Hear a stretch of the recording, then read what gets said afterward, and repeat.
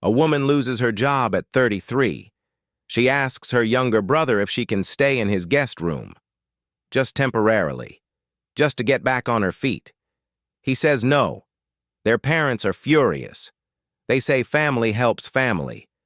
But he worked years to build a life where he could finally be alone. Does wanting your own space make you selfish? Or does family loyalty mean you give up your boundaries? This is a story about the unspoken expectations that come with being family. About whether having the ability to help someone means you're obligated to do it.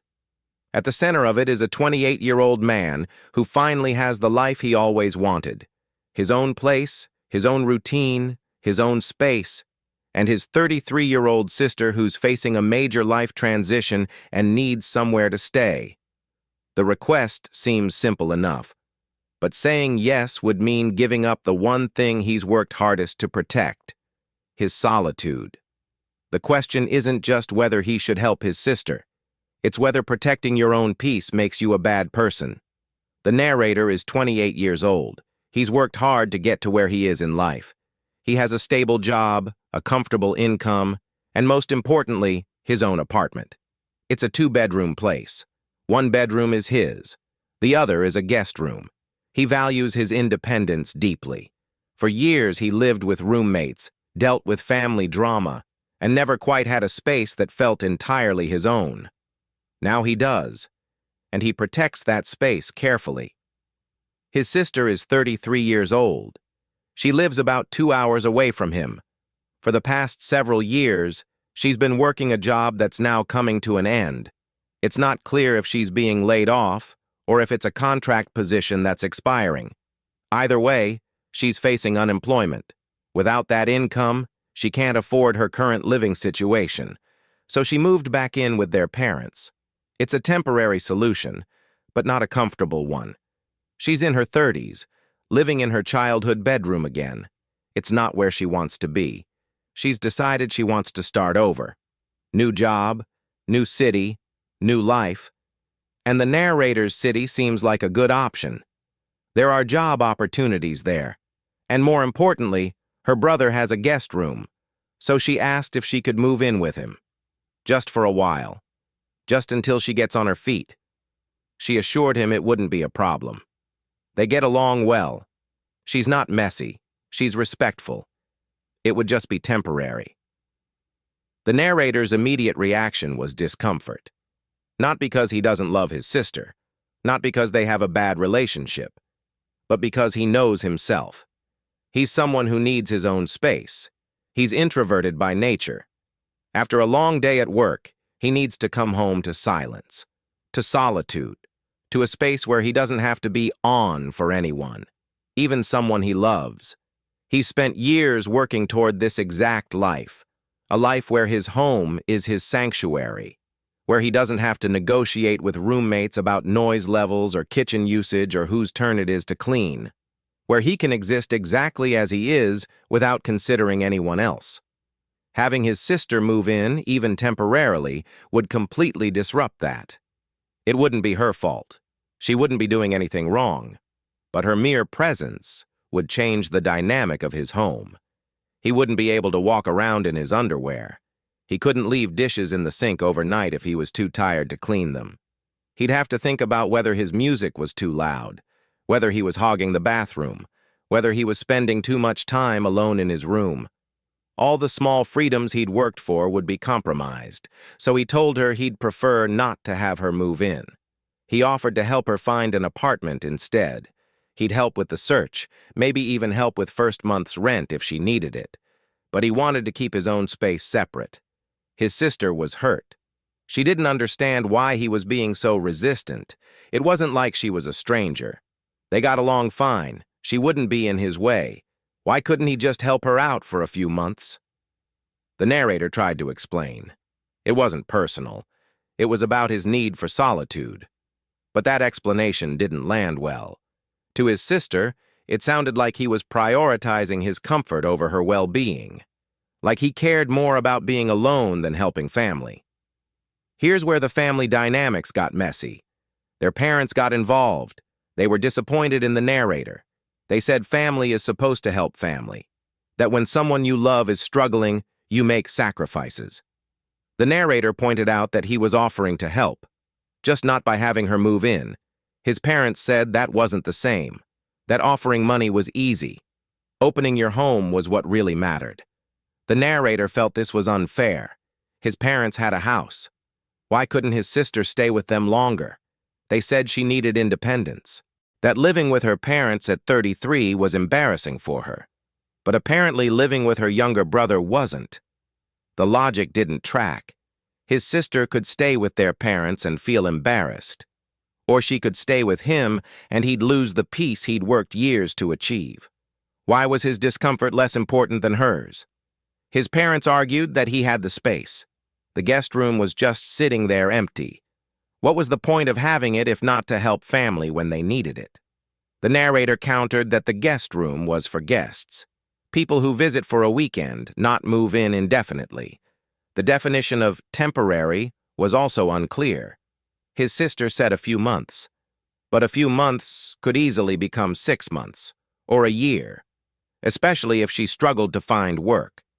He'd seen this pattern before with other family members. Temporary had a way of becoming permanent, and once someone was living with you, it became exponentially harder to ask them to leave. The pressure from his family intensified. His parents called regularly, trying to convince him. His sister sent emotional texts about how hurt she was. Other family members weighed in, mostly siding with his sister.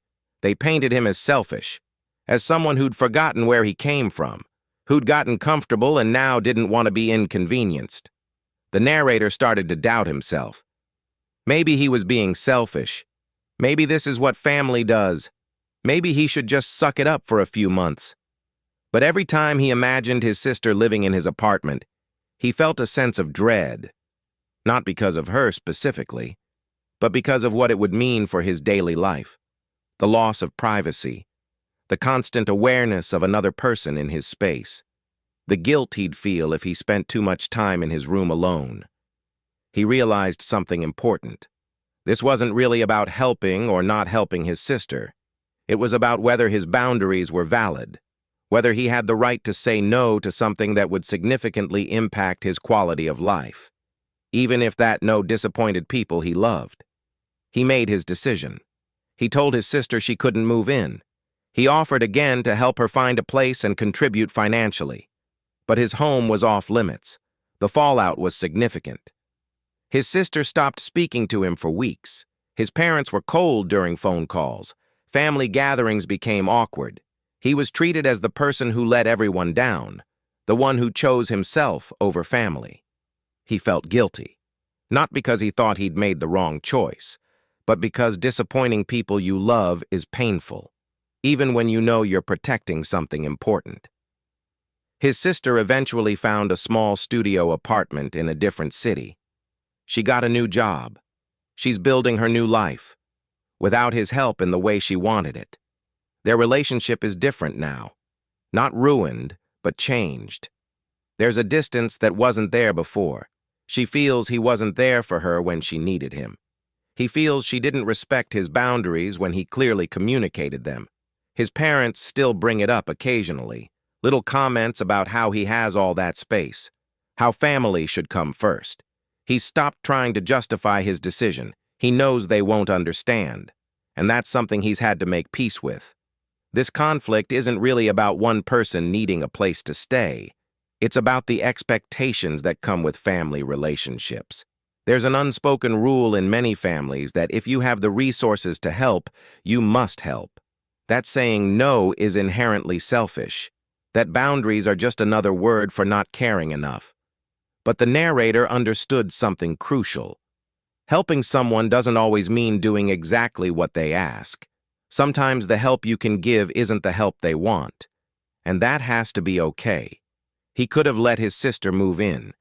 He would have resented it. She would have sensed that resentment. It would have damaged their relationship in a different way. By saying no, he protected both his peace and their long-term relationship, even though it hurt in the short term. The real question is whether we're allowed to prioritize our own mental health and boundaries over family expectations. Whether having resources means those resources belong to your family by default, and whether love means always saying yes. The narrator believes it doesn't, that you can love someone deeply and still not give them everything they ask for. His family believes otherwise, that when you have the means to help, you do it without question. Both perspectives come from real values. Neither is entirely wrong, but they're incompatible in this situation. So here's what we're left with. A man who worked hard to create a peaceful life for himself. A sister who needed help during a difficult transition. A family that believes blood means sacrifice. And a decision that disappointed everyone except the person who made it. The narrator stands by his choice. His apartment is still his sanctuary. But the cost was family harmony, and the label of being the selfish one. His sister eventually landed on her feet, but she did it without him in the way she wanted, and that's something their relationship may never fully recover from. So here are the questions. Was he wrong to refuse to let his sister move in, even temporarily? Does having a guest room mean you're obligated to offer it to family in need? Is it selfish to prioritize your own peace and boundaries over helping someone you love? And when someone says they need your help, do you have to give it in the exact way they're asking? Or is offering help on your own terms still valid? Drop your thoughts in the comments below. Who do you think was in the wrong here?